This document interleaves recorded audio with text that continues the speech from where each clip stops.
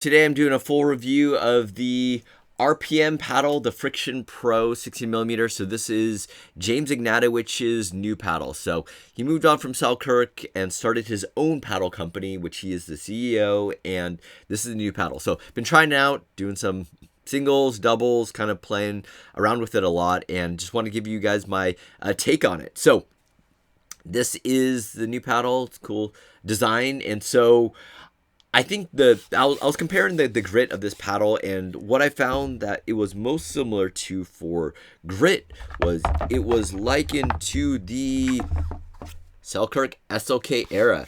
So I think this is probably the last paddle that James played with before he started his own company. So actually the paddle grit of these two are quite similar. So paddle. Yeah, I was trying out a bunch of different paddles, and this is kind of what it most likened to. And then actually the shape of it was the most similar as well. So if you take a look at it, it's pretty identical height-wise. And then the only difference is kind of the flaring on the Era Power. You kind of have that rounded top here as opposed to more of a traditional elongated here with kind of the corners at that point. But I mean, I don't know who actually ever hits the ball right here on the corner, but I mean, it does give you a little bit more room. And then the flare on the bottom is pretty similar to an Era Power. I think it flares out a little bit more on the Era Power. So I guess they just kind of took this extra from the top and moved it down here for the Era Power, which is, yeah, a little bit interesting. So do they play the same? I guess that's the question. And so they are, I mean, similar shape, size, but then I think they do play a bit differently. So I think one notable characteristic of the RPM paddle is that it's very soft. So it has a very soft feel in the middle here. And I found that really nice for resets, and actually particularly on rolls. So when I was going for rolls, it was able to really catch the ball well there. And so I think I can kind of show you the difference of kind of the makeup of the paddle's core. And so these are both non-full foam cores.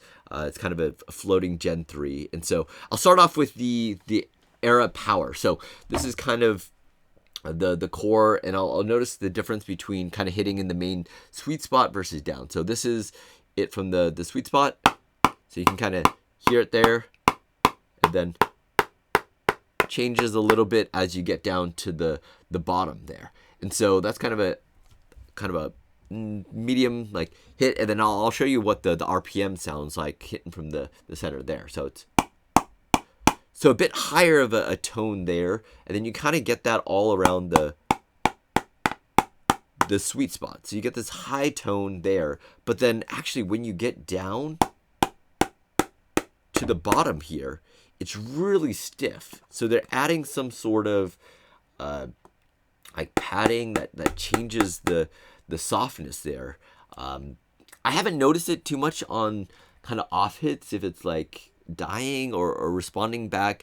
I didn't notice any balls dying like you do on like a Yola like Pro 4. If you hit down here with the Pro 4, it kind of like dies off. But for this one, I didn't notice too much of a difference. So I think overall it was a very nice paddle for that soft feel when hitting it.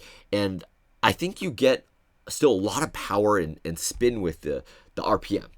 And so it has a lot of spin. I've been trying a bunch of different paddles just to try to see like what it's similar. I recently got a Luzz Pro Cannon, and I think this is kind of a crazy paddle where it has a ton of pop and spin, but it's actually pretty controlled. Where yeah, it's super gritty, but then you kind of hit it and it's crazy like budget paddle at it, like right about $100.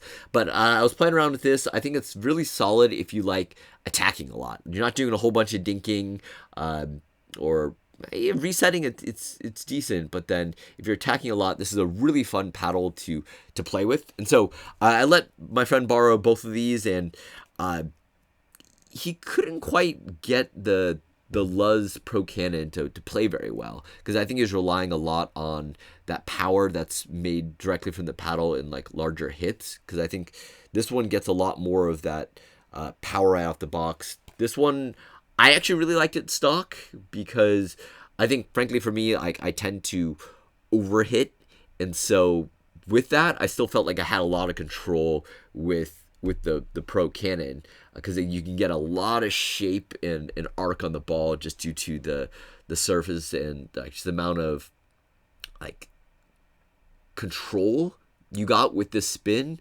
without it like flying out.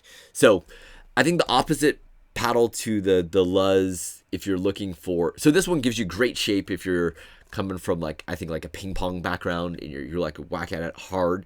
It's very different from, say, like a Gearbox GX2 Power. This one is, it flies off of it.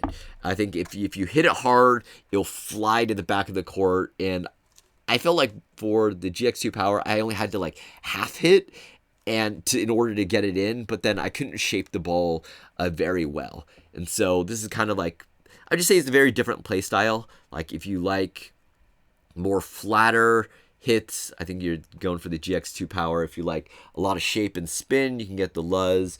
And then the RPM gives a little bit more of that power while still having kind of that softness. And so one thing that I would kind of compare the RPM to is, in terms of power, almost as much power, is to the Flik F1. So this is top tier power. It flies off of this one, but it had a very small sweet spot, and so it wasn't very forgiving despite being a foam paddle. But the RPM, I think, is a similar play style. Like you didn't have to hit that hard. It had a very good softness to it.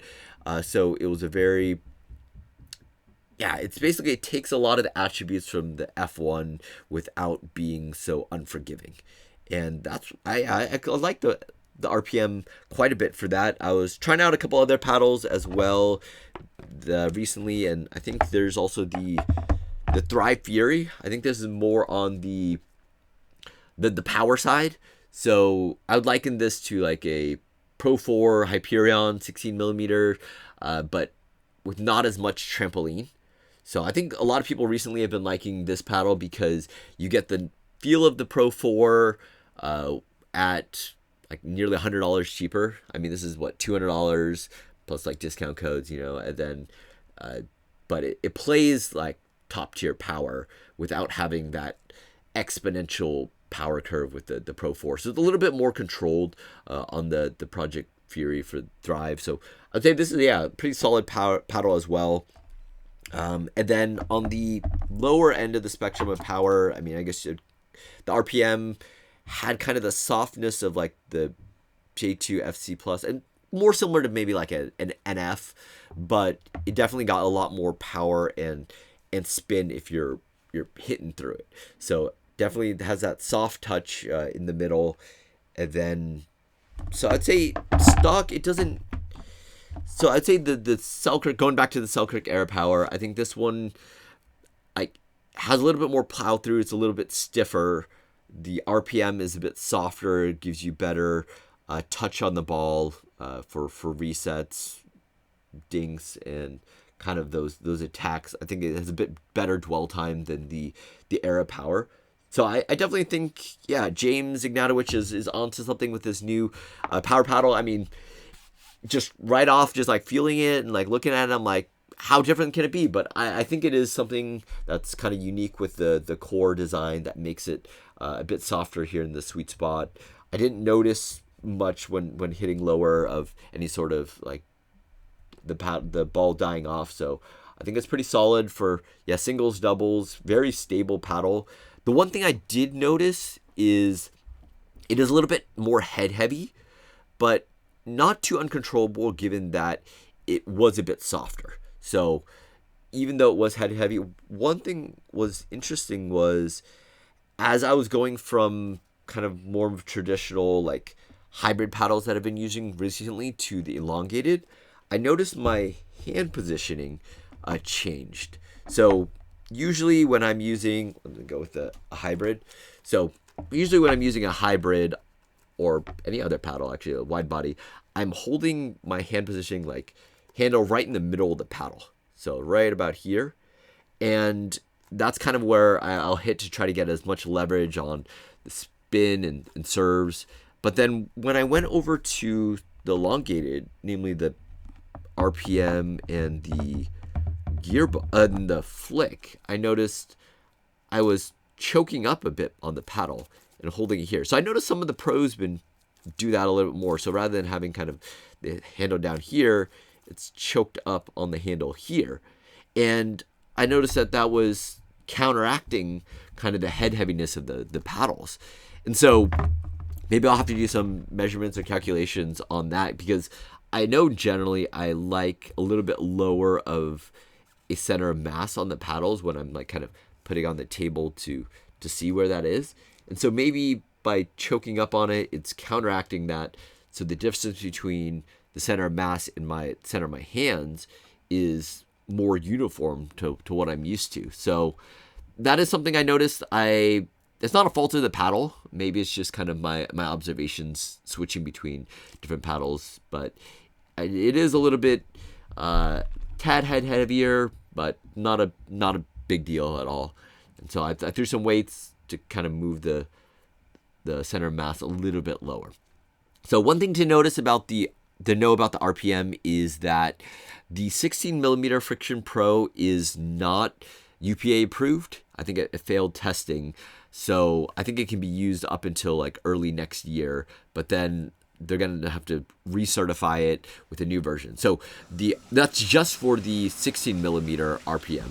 So there's the 14mm and the like wide body 16 and 14, and those are all approved. So it's just the 16mm in particular, kind of similar to the Alpha Pro, which is also not a UPA approved. So there's something about having that thicker 16mm maybe just hits a tad too hard. So that's just something to note. I think James did mention that he's offering like 50% off on like the new paddle if you do buy it now. So I think that still comes out to be a pretty good deal getting the RPM. I think it was a great paddle.